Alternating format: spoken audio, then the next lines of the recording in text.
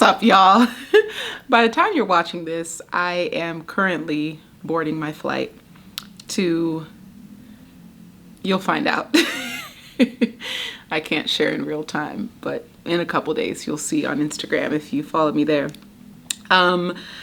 We are doing it's like a mastermind retreat. So like I mentioned last week, we did a strategic business plan mastermind last December, 6 of us. So we're doing like a check-in point, like, are we on track with our goals?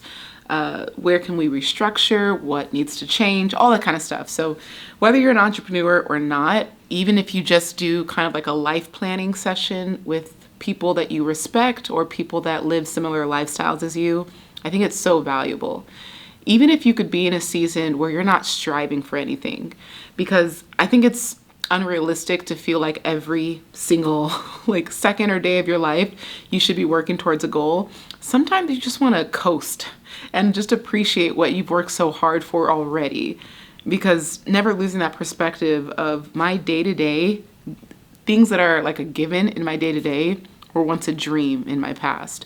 So just making space for like that level of appreciation and perspective is so important.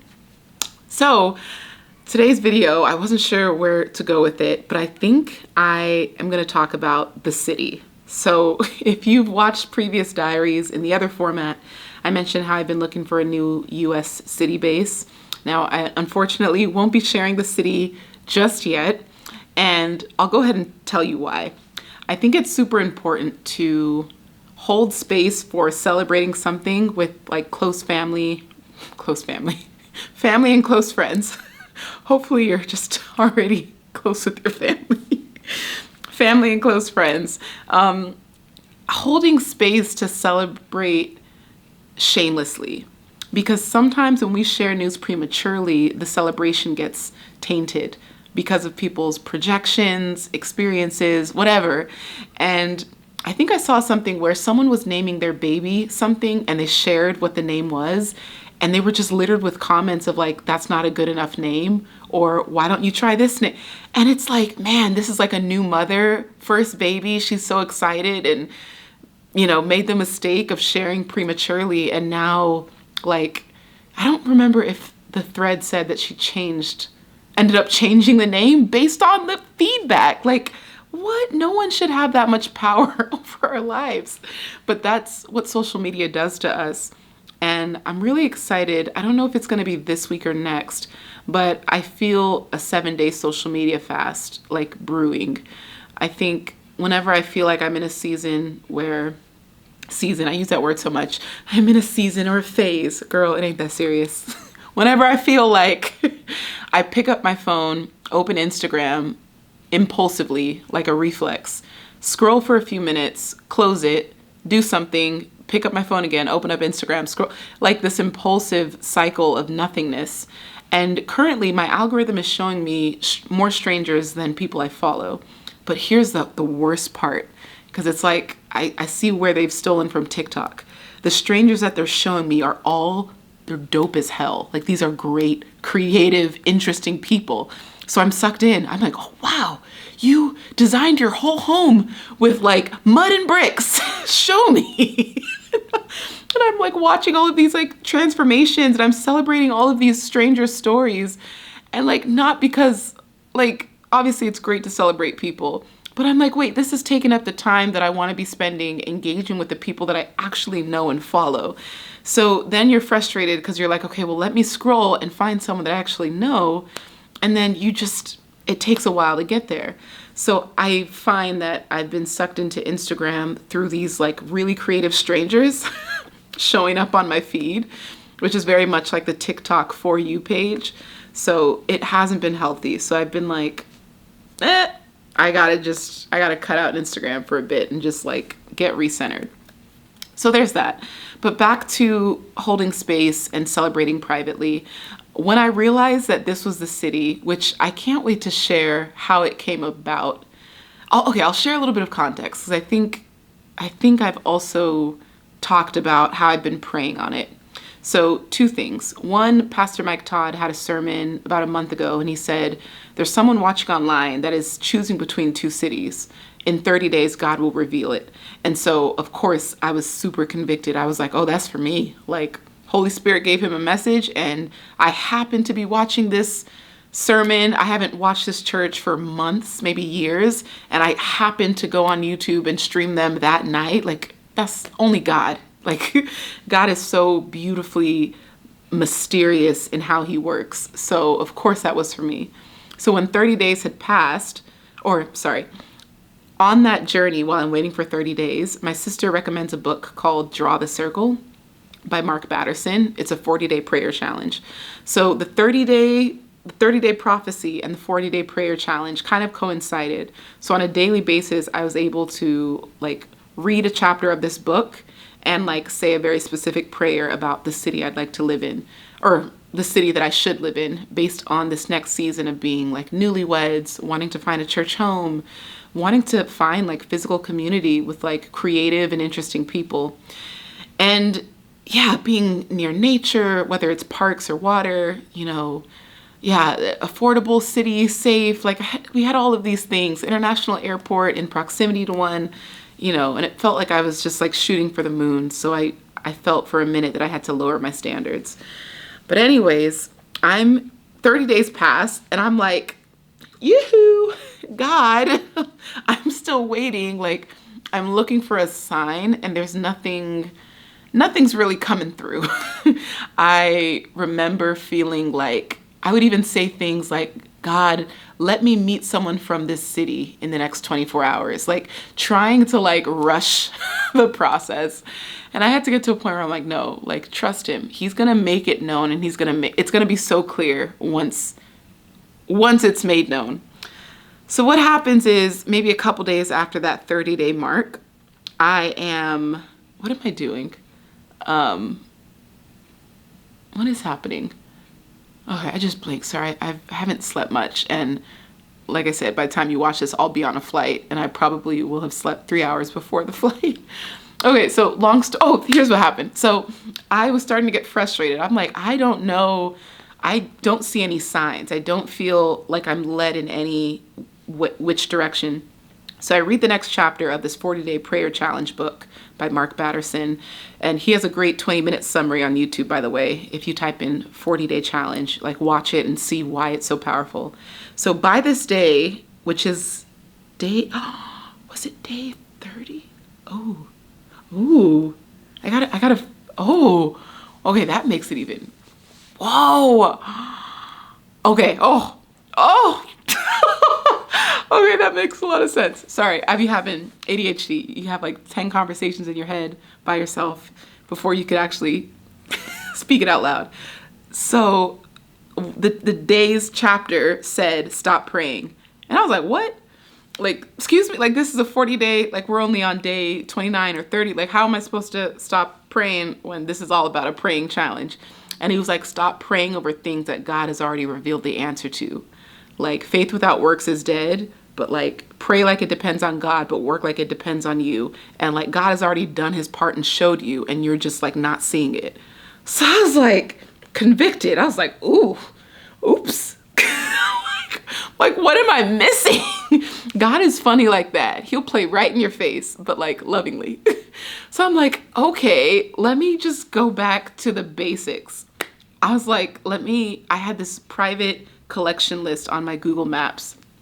And it was a list of all these like buildings around the US. This is like one of the first things that I did. If I saw a cool building that I like with great amenities, like safe neighborhood, really nice area, I like saved it to this list. And I just kept compiling a list of places, but I never used it as a reference point.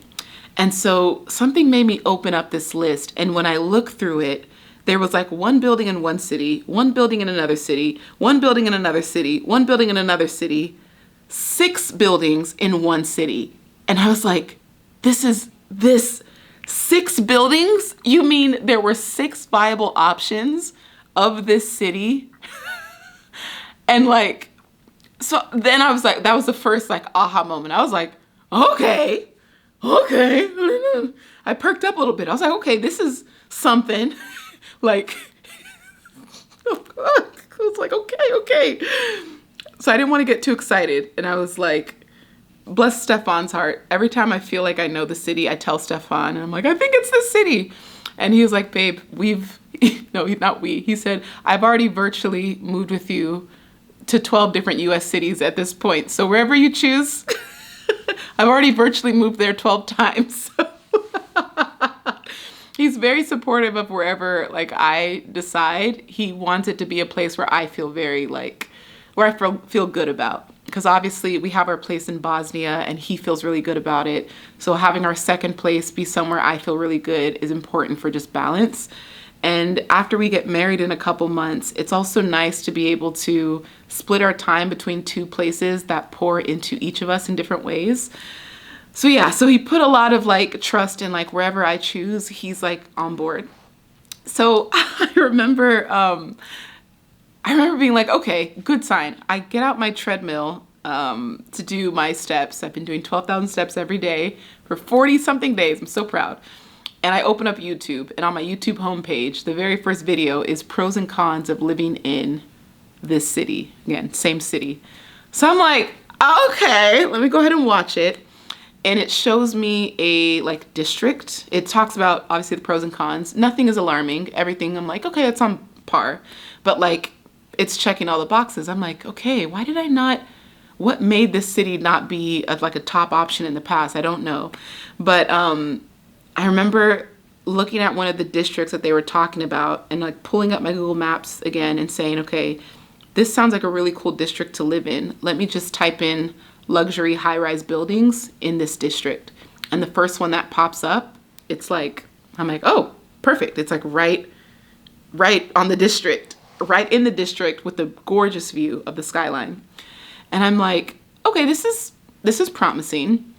Over like hundreds of 5-star reviews. Let me just first of all tell you how rare that is.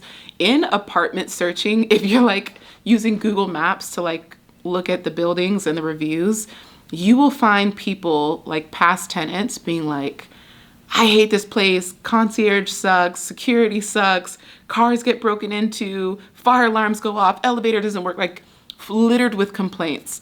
So even a quality looking building could be like a 2.4-star rating because of all the complaints from past tenants. So for this building to have hundreds of 5-star reviews, that I had never seen that before. And here's where it gets scary good. I look at the floor plans, and our dream was always to live in the penthouse. But financially, I'm like, it didn't feel responsible because, I mean, penthouse prices. But for us, we liked the idea of having space. Like we want a home feeling, but we don't want to live in a house. Like our lifestyle and what we enjoy is like, we like living in a building. And a penthouse gives you that house feeling with the building security and amenities. And so we found a penthouse bigger than my 2-bedroom, 2-bath here for cheaper than here. When I tell you I screamed and I dropped to my knees and I just thanked God. I was limiting my desire to fit what I was finding. I was like, okay, maybe we don't need 2 bedrooms. Maybe we can just do one. And like the 1 bedroom will be our like bed. And then we'll use the living room as like a studio space. Because we know that we want to launch our podcast. We know we're shopping around to different networks. We know that we're like preparing for what the future is going to bring. And we didn't want to be greedy about like what we desired. And so I started limiting my standard to be financially responsible, not knowing that I could have gotten exactly what I wanted and even saved in the process. Like, just blew my mind. And so immediately I start sending voice notes to some of the people that were doing the prayer challenge with me and like who were just in on the process, and my sister, and like, yeah, just like really, like I had to just share like how excited I was that it was finally revealed.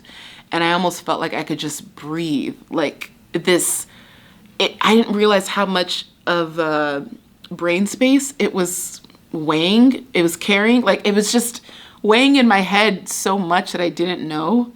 And I guess it's such a testament to how much us as humans, how much we need answers. And when we don't have answers, our brain occupies so much space with the question. And so the question of where am I going to live? Where are we going to build our marriage? Where are we going to have a home church? It was like weighing me down and I didn't even realize it. My sleep was suffering. I just didn't feel, my energy was, I just felt overwhelmed by the process, not knowing that all along, God had already said, everything that you want, everything that's on your list, the nature view, the international airport, the penthouse amenity, the gym has a sauna and a steam room and it's huge and it's on the rooftop and it's like you're near an NBA arena. Like all of even the superficial stuff. I'm like, what? Like it just, it's such a beautiful feeling. And I think if there's one thing that I just want to impart, I'm just like raising not like last week where it was, hold on, make sure it's not. Sorry, y'all, this is so bootleg. You're like, Glow, what are you doing? Okay, there we go. Okay.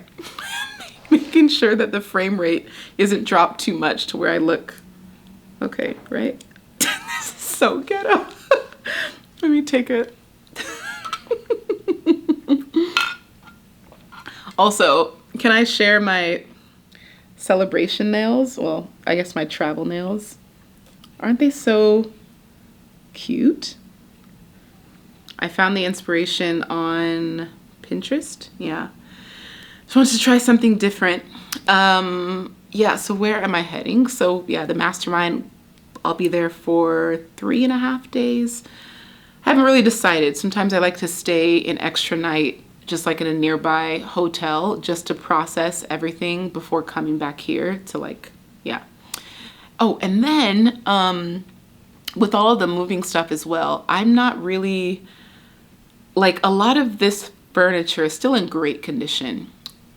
And I also didn't want to bring everything to this next place. I want to have a fresh start, and I want Stefan and I to design it and furnish it intentionally and mindfully, and not build right now. It probably feels very cluttered. So yeah, that said, I'm okay, there's a lot of stuff I have to get rid of. I don't want to throw it away. So, maybe if I have capacity, I can sell it on Facebook Marketplace, but I don't want to meet strangers and I don't want to deal with any of that. And I'm okay, I need to give it away, but who needs it? How do I find them? And then recently a really good friend just got a new house and she was like, yeah, the only thing is, there's no furniture. I was like, so now I literally get to bless her and be like, just take your pick. I'll have my piano and a couple bookshelves that I for sure want to keep and some of my fake plants. But I'm like, what do you need? Take your pick, because I can't bring all of this. And just even that, being able to take the load off of having to get rid of all this stuff, knowing that it's going to a place and a person who needs it and who is a wonderful person, and I get to bless her in this way. It's just all been so beautifully orchestrated. And I think, especially if you're a believer, you have these moments where you're reminded that God wants to bless you so hard. He just wants to make sure you're giving him the glory. And we're not becoming so self-reliant and so self-sufficient that we lose the submission and the surrender and the obedience of God, show me, God, tell me, God, lead me, and I think this has been a really humbling season where I literally was I cannot intellectualize my way to my next city. I literally need your direction, God. And it's been a beautiful journey of humility and strengthening my relationship with him, learning to discern his voice in this season. I think I have, I think I referenced this in the past, but I wasn't able to have it. Discerning the Voice of God by Priscilla Schurer. Leaning into books like this and just really cultivating. I think I've mentioned this one as well. Dangerous Prayers. This is a great book for those who just want to get more specific about the ways that God can use them or help them or lead them. And I just feel really, really honored, really blessed. I have an incredible support system. I feel very loved and nurtured. Stefan and I, we feel like at our strongest. Our relationship is just thriving. And I know it's the 2-year mark. Oh, you're still in the honeymoon phase. Watch me live here. Watch me. I know. Actually, I recently had a friend who's been together for over a decade with her husband. And she was like, Lou, I want you to remember that marriage doesn't have to be hard. And it's so important to have people in your life that are, it's not even Pollyannish, but optimistic, rooted in optimism about how they navigate life. Marriage is work. That's the reality. Marriage doesn't have to be labeled as hard work. And that's my truth. And that's my lens that I've chosen to adapt. And so when you have people that can literally speak to that, it's really beautiful, because it's like, okay, I'm not being, delusional. I'm not trying to live up to a fantasy. I literally believe that Stefan was created for me, and that God has sanctified our union, and that as long as we put in mutual effort and care and curiosity and love and compassion and grace and honesty, like, we were humble enough to also seek guidance and counseling and not try to figure things out on our own from the beginning. And we're both in individual therapy, so like we're both working on our stuff. And there's just so much beauty in what we're creating. And there was a thread that I was inspired by a video that I watched where, okay, I guess I'll zoom out. The woman said they had been married for over 20 years. And she said, the only person I'm willing to change for is my husband. Once my kids are out of the house, like, they're not, that's it. And if they had to choose, if they had to choose between being a mother and a wife, like, I don't want to say they chose being a wife. They said they were more willing to change in the long term as a wife versus as a mother. And I thought it was interesting. I just drew very different parallels from that video. And I'm trying to think of some of the things about, like, it's a lot, when you birth a child, like, that love is unconditional. When you marry someone, that love is very conditional. Like, it's based on circumstances. It's based on them honoring the union and respecting you. So it's just two very different approaches. But I say all that to say the thread was filled with other women who were like, oh, absolutely, I would choose being a mother. Like, my ex-husband put me through hell. I would be a mother any day. Or, yeah, just very honest takes. It sparked really great discussion. Couple sideways comments, and I was like, oh, that's expected. It's the internet. And then I noticed that the people that started chiming in that they would be a wife said, I'm so sorry that so many women don't know what it's like to marry their best friend, because she could see how many women had been hurt and wronged by their baby daddy or their, I could see where she was coming from, because she had a healthy union even as a mother, and she chose being a wife because it was something that filled her up. And I think women, especially as mothers, it is a very selfless, it's easily the hardest job in the world. Like, I'll die on that hill any day. Being a mother, hands down, the hardest job, role, task in the entire world. And anyone who chooses that, it's honorable and it's admirable. Because it's not something you can ever just turn off. They could leave your house, but you're always going to be a mother. As a wife, you can end being married. You could walk away. You could be, like, being a wife could be temporary, and probably is temporary based on divorce statistics. So yeah, just the path of being a mother is an admirable one and an honorable one, because we recognize the amount of sacrifices. But I think the people that mentioned wife were the ones that were willing to say, I've poured into enough people all my life. Being a wife is where I'm mutually supported. And a kid can't mutually support you. A kid, you're giving all of your love. It's like mostly give. In a marriage, it should be give and take. So yeah, it's I don't know. It was just such a really thorough. I really enjoy conversation like that because I think it adds color to some of the